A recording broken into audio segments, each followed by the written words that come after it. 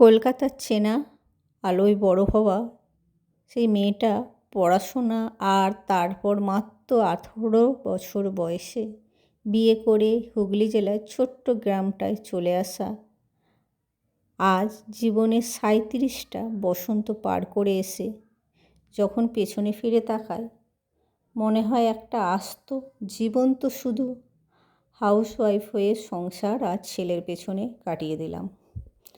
কিন্তু মনের কোণে কোথাও যেন একটা ইচ্ছে সবসময় রয়ে গিয়েছিল, নিজের একটা আলাদা পরিচয় তৈরি করব।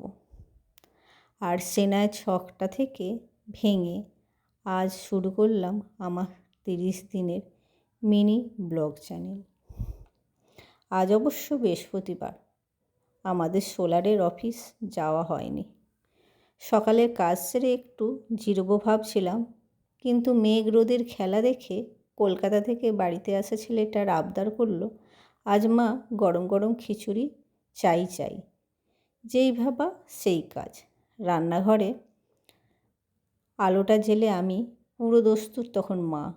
রান্নার মাঝেই হঠাৎ আকাশ কালো করে এলো ঝমঝমিয়ে বৃষ্টি।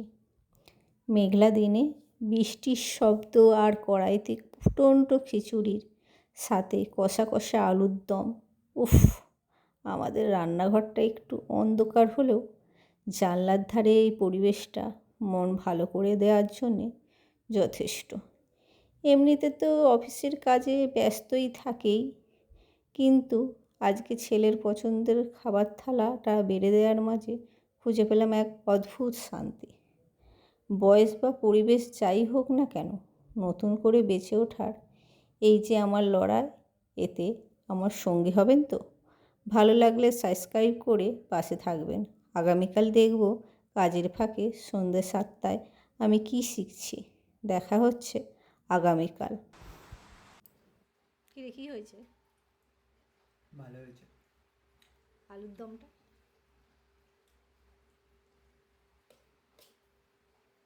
আজকে আলুর দমটা একটু আলাদাভাবে করেছি। আলুর দমটা ভালো হয়েছে। খিচুড়ির থেকে আলুর দমটা বেটার হয়েছে।